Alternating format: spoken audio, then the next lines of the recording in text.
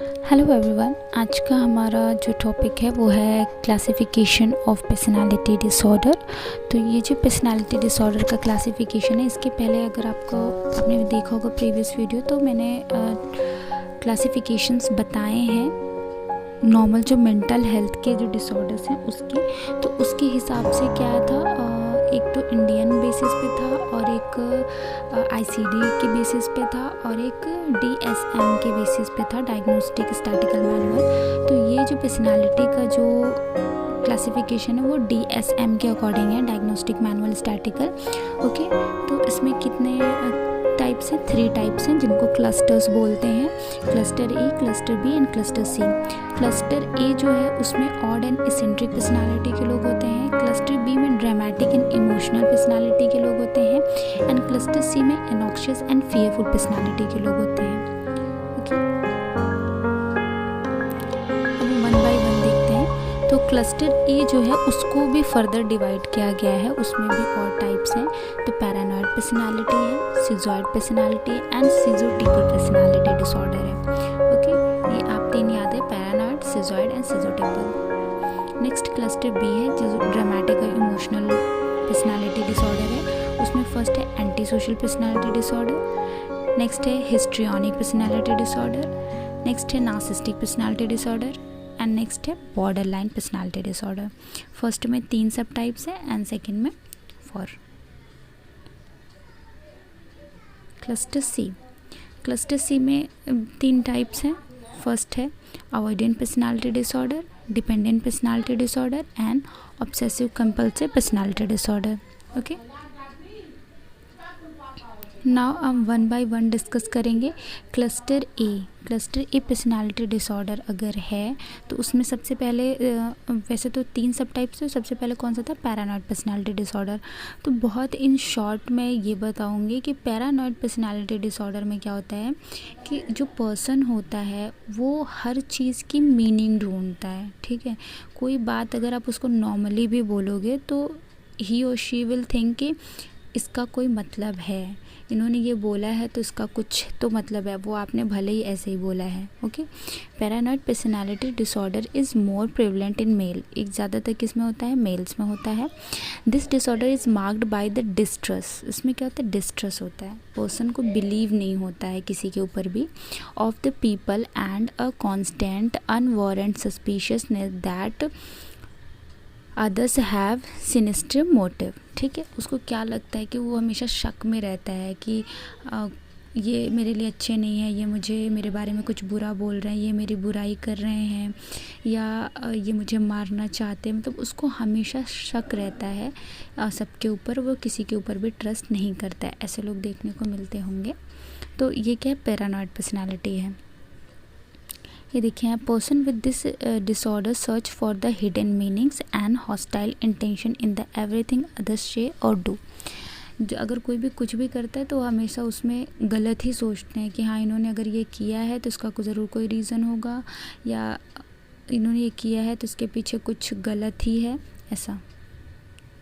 Okay, next है cyano symptom. Cyano symptom क्या होंगे? फर्स्ट है सस्पिशियसनेस, सस्पिशियसनेस मतलब शक करना, उनको हमेशा शक रहता है।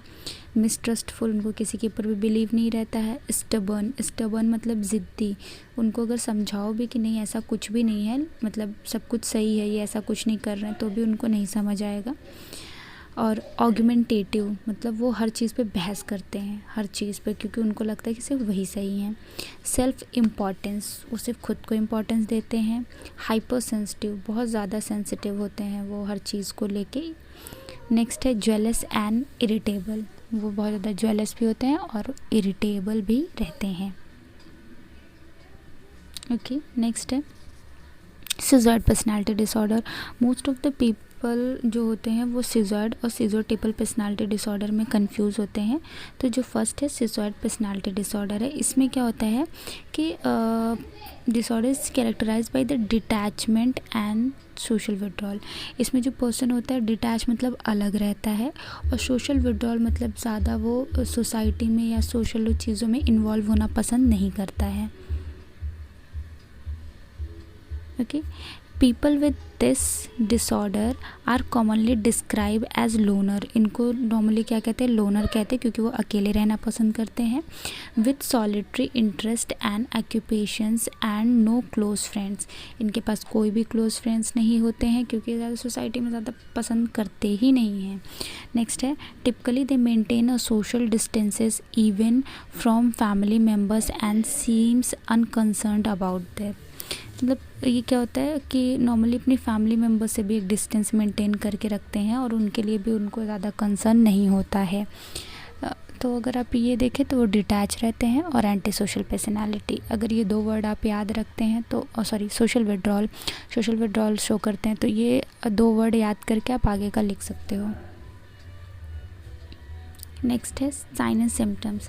साइन एंड सिम्टम्स क्या होते हैं, इमोशनली कोल्ड का मतलब क्या है कि अभी ऊपर है ना ये अनकंसर्न अबाउट अदर्स, उनको कोई भी मतलब नहीं रहता, वो इमोशनली लोगों से अटैच नहीं होते हैं, किसी को कुछ भी हो जाए तो उनको फ़र्क नहीं पड़ता। फिर ह्यूमरलेस, मतलब उनके अंदर कोई वो नहीं है कि हाँ उनको लोगों से लगाव रखना है या कुछ लोगों से IPR मेंटेन करना है, वो अपना अलग ही रहते हैं। Introspective, inability to experience pleasure, वो खुश नहीं होते हैं। और no desire for enjoyment of close relationship, वो कोई भी क्लोज रिलेशनशिप एंजॉय नहीं करते क्योंकि नॉर्मली उनके पास फ्रेंड तक नहीं होते हैं। ओके, नेक्स्ट है सीजोटिपल पर्सनालिटी डिसऑर्डर। सीजोटिपल में क्या होता है, this disorder is marked by the odd thinking and behaviour, a pervasive pattern of social and interpersonal deficit and acute discomfort with others. इसमें क्या होता है, जो पर्सन होता है उसकी थिंकिंग और बिहेवियर ऑड होगा, अजीब होगा, और वो क्या करता है सोशल एंड इंटरपर्सनल डेफिसिट, वो ज़्यादा वो भी सोसाइटी में मतलब इन्वॉल्व नहीं होता है।